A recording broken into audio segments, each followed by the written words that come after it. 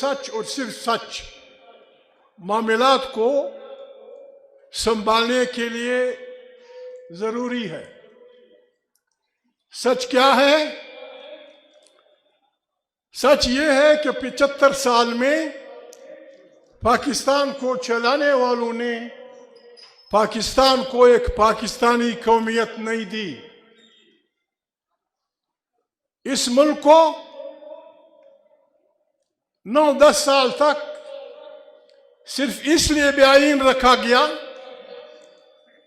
कि पंजाब, बिलखसूस पंजाब की जुडिशरी, इंतजामिया, सियासी लोग, हत्ता अफवाज, उनकी इस गलत सोच ने आइन बनने नहीं दिया कि पंजाब की बड़ी आबादी को कैसे कंट्रोल किया जाए। मैं तफसील में नहीं जा सकता, लंबी चौड़ी बातें हैं। फिर जिस अंदाज में मुद्दतों के बने हुए सूबे हमारे एक बहुत बड़े पश्तून सियासतदान को मामूली मराहत के बदले में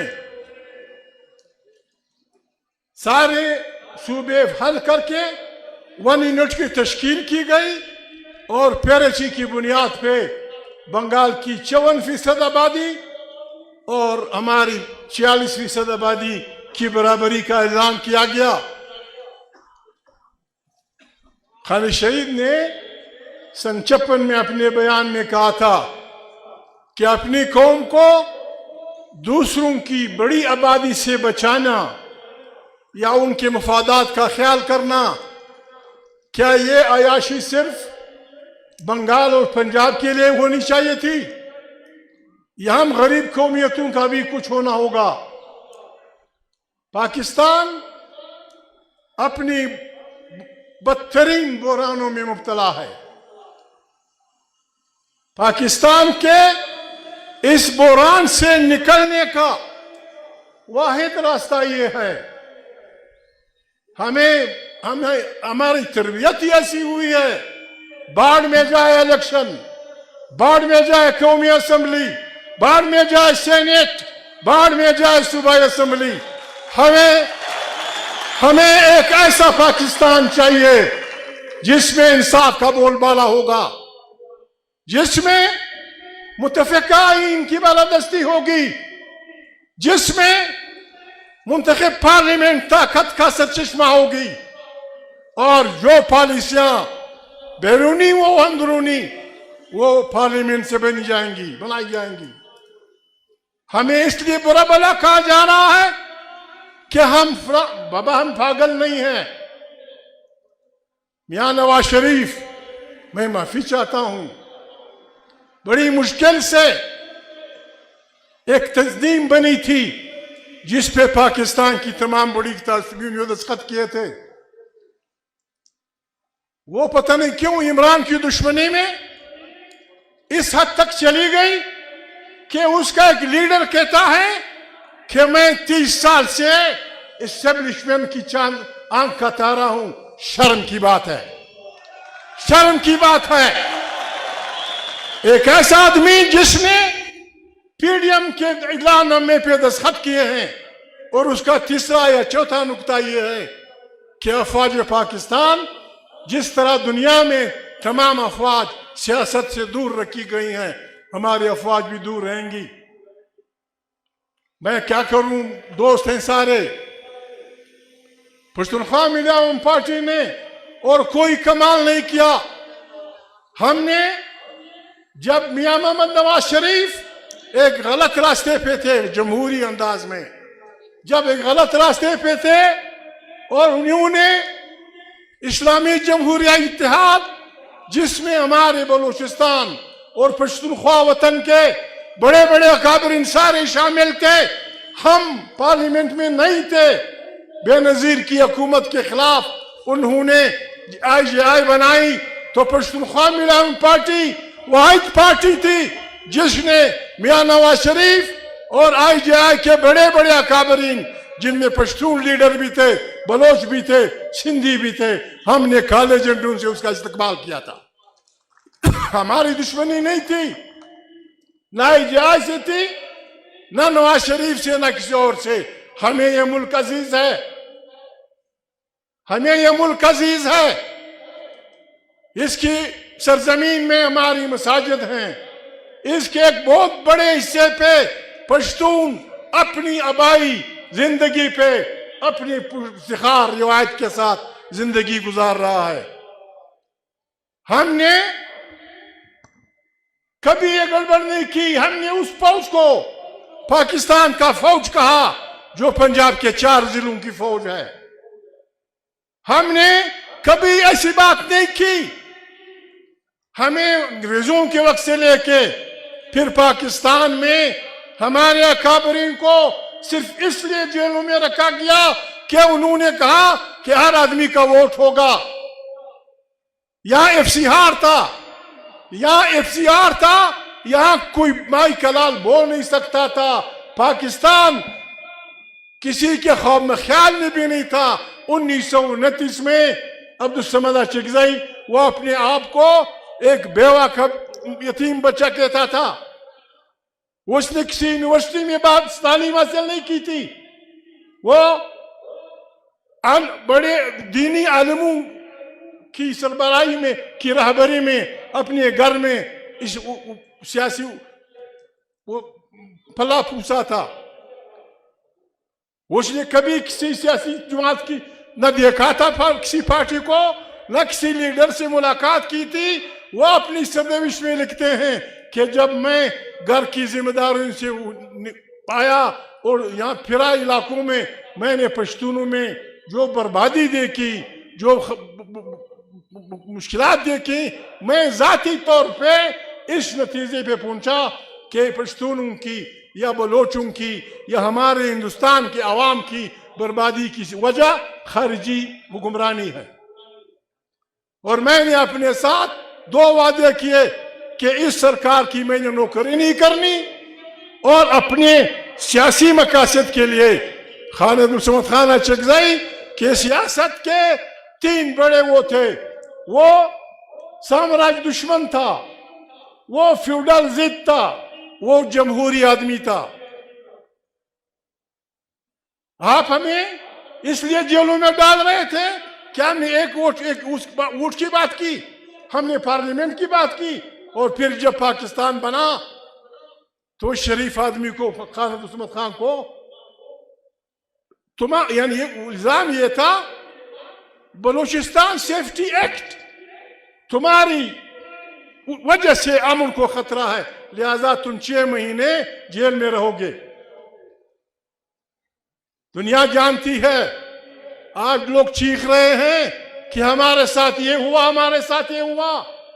میڈیا والوں، ہم بچوں کو، ان کے بزرگ بھائی عبدالسلام خان کو، ہم خاندان والوں کو مہینے میں صرف 1 خط لکھنے کی اجازت تھی. اور حکم کیا تھا؟ طالب خان آپ ان باتوں کو جانتے ہیں. ہمیں حکم تھا کہ خط direct C I D Quetta کے دفتر بھیجنا ہے. باپ کو خط، باپ کو بچے خط بھیجے، بڑا بھائی چھوٹے بھائی کو خط بھیجے، بیٹی باپ کو خط بھیجے. ہماری والدہ لکھ نہیں سکتی تھی. ہمیں حکم تھا عبدالصمد خان اچکزئی فلانا جیل قیدی بمعرفت سی آئی ڈی کوئٹہ. یہ تماشے ہمارے ساتھ ہوئے. اس لیے ہمیں ڈیموکریسی عزیز ہے. ہم ڈیموکریسی پہ، آئین کی بالادستی پہ، پارلیمنٹ کی اختیار پہ کسی سے کوئی کمپرومائز نہیں کریں گے. اور پاکستان ڈوب جائے گا. پاکستان ڈوب جائے گا اگر پاکستان میں آئین کی بالادستی کی بات نہیں کی گئی. پاکستان کے بچانے اور چلانے کا ایک ہی راستہ ہے. پہلے ہم تجویز کرتے تھے، اب ہم مطالبہ کرتے ہیں. الیکشن سے پہلے اگر کسی کو پاکستان عزیز ہے، اور یقیناً عزیز ہے، الیکشن سے پہلے تمام پاکستان کے اسٹیک ہولڈرز کی، جس میں ججز بھی ہوں، اخباروں والے بھی ہوں، عالم فاضل لوگ بھی ہوں، اہل عقد بھی ہوں، علماء بھی ہوں، سیاسی بھی ہوں، کاروباری بھی ہوں، سب مل کے 3 دن تک اس ڈوبتے ملک کو بچانے کے لیے سوچیں، اور ایک جمہوری رائے عمل کے اس پہ آ کے پھر الیکشن کا اعلان ہو۔ ایسا نہیں ہوگا۔ پوچھا جا رہا ہے فلانے کو فلانی سیٹ، فلانے کو فلانی سیٹ، جس کو بھی دینی، ہمیں کوئی سیٹ نہیں چاہیے، کوئی سیٹ نہیں چاہیے ہمیں وہ سیٹ چاہیے جو ہمیں عوام دے گی، جو ہمیں عوام دے گی۔ میں نواز شریف سے ریکویسٹ کرتا ہوں، بلاول سے کرتا ہوں، مولانا فضل الرحمان سے، تمام سیاسی پارٹیوں سے کہ خدا کو مانیں، اس ملک کو بچائیں، اس ملک کو بچائیں۔ اس کا واحد راستہ، واحد علاج یہاں ایک آئینی حکمرانی ہے۔ پاکستان بحران میں گر چکا ہے۔ ہم پاگل نہیں ہیں، ہم پاگل نہیں ہیں کہ ہم خدا نخواستہ یہ چاہتے ہیں کہ جرنیلوں کو پھانسیاں ہوں یا فلانا ہو، لیکن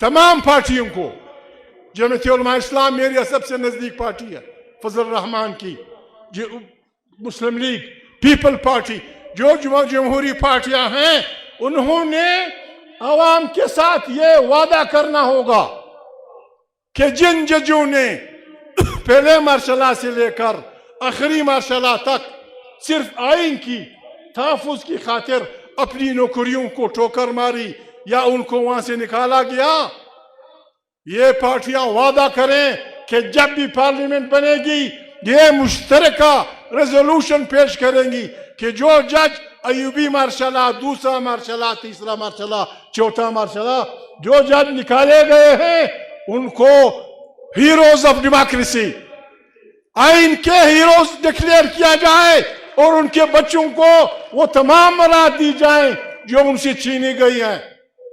اور جن ججوں نے بے ایمانی کر کے آئین کا حلف اٹھا کے جرنیلوں کا ساتھ دیا ہے، میں زیادہ تو نہیں بول سکتا، ان کو تو کم سے کم ان کی ججی سے فارغ چٹھی، ان کی تصاویر ہائی کورٹ، سپریم کورٹ سے باہر پھینک دینی چاہیے، جنہوں نے آئین کا سودا کیا، جنہوں نے فلانا کیا۔ پاکستان بحرانوں میں ہے، اس کا علاج یہ ہے جس طرح ساؤتھ افریقہ میں اپرٹائڈ کے وقت لوگ بیٹھے، ریکنسیلیشن کی، جشمن ٹوٹو، فلانا کہ بابا ماضی کو بھول جاؤ، آؤ پاکستان کو نئے سرے سے ایک جمہوری انداز میں چلاتے ہیں۔ ہمیں کسی سے کوئی خیرات نہیں چاہیے، ہمیں افواج پاکستان میں اپنی آبادی کے مطابق حصہ چاہیے۔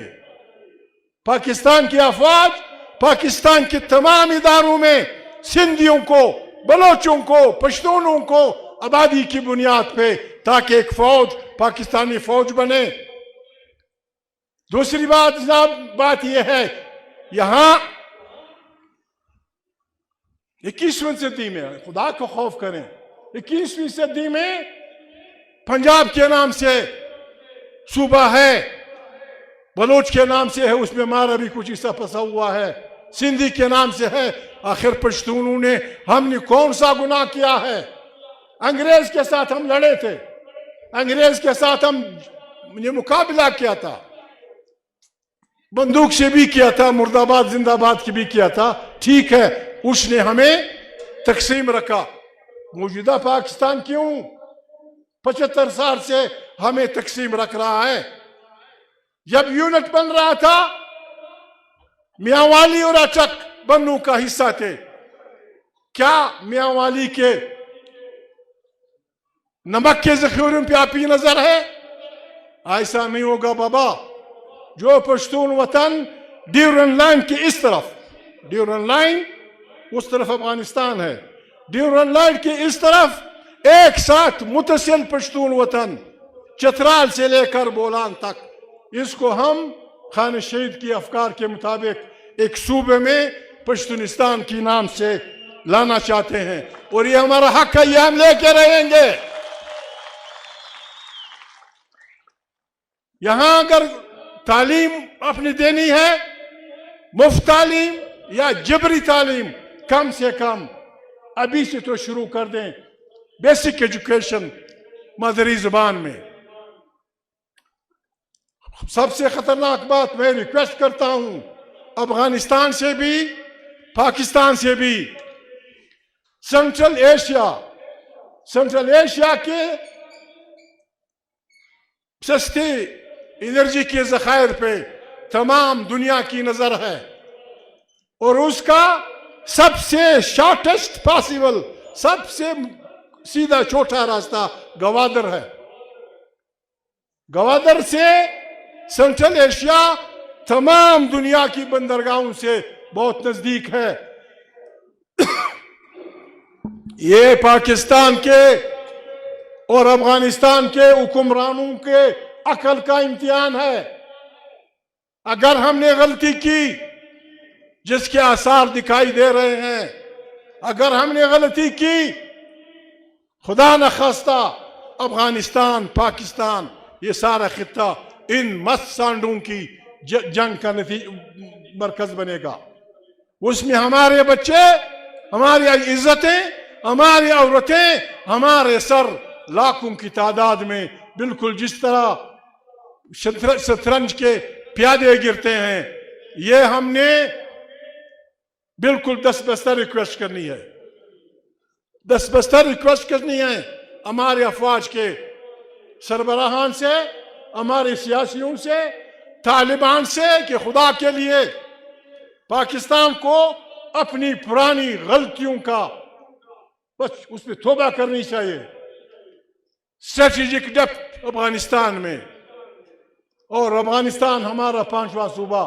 یہ پاگلوں کی سوچ ختم. مولانا صاحبان سے میری ریکویسٹ ہے، مولانا صاحبان سے ہماری ریکویسٹ، مولانا صاحبان طالب حکمران سے مہربانی کریں. یہ وقت تمام افغانوں کی اور ادھر تمام پاکستان کے رہنے والوں کی مل بیٹھ کر علیحدہ مل بیٹھ کر ایک قومی فکر اور ایک قومی ارادہ، اس کے لیے ضروری ہے. ہم ریکویسٹ بھی کر سکتے ہیں، مطالبہ بھی ہم طالبان حکمرانوں سے مطالبہ کرتے ہیں کہ تمام افغانستان میں رہنے والے الوقت عالم، فاضل، سوچنے والے، بولنے والے، اقتصادی ماہرین، تجارتی ماہرین، دنیا کے جتنے بھی گوں سب پیر و مرید ان کا لوہے جرگہ بلائیں اور 3 دن تک اس پہ بحث کریں کہ کس طرح ہم اپنی سرزمینوں کو چین، روس، ایران، اسرائیل، ہندوستان، امریکہ ان کی جنگ کی ہماجگاہ سے بچا سکتے ہیں. اگر ہم تو یہ پشتونخوا میں لائن پارٹی، ہم تو IMF کے ہم تو تجویز دے سکتے ہیں پشتون وطن کو، پشتونخوا وطن کے لوگوں کو، تمام پارٹیوں کو یہ متفقہ اعلان کرنا چاہیے کہ پاکستان نے جو قرضے لیے ہیں IMF کے، اس کا کچھ حصہ اگر ہمارے خطوں میں صرف ہوا ہے، اس کے علاوہ ہم 1 روپیہ نہیں دیں گے. پیسے آپ کھائیں گے اور قرض ہم دیں گے. پاکستان کے ساتھ ساتھ پشتون اپنی تاریخ کے مشکل دور میں ہے.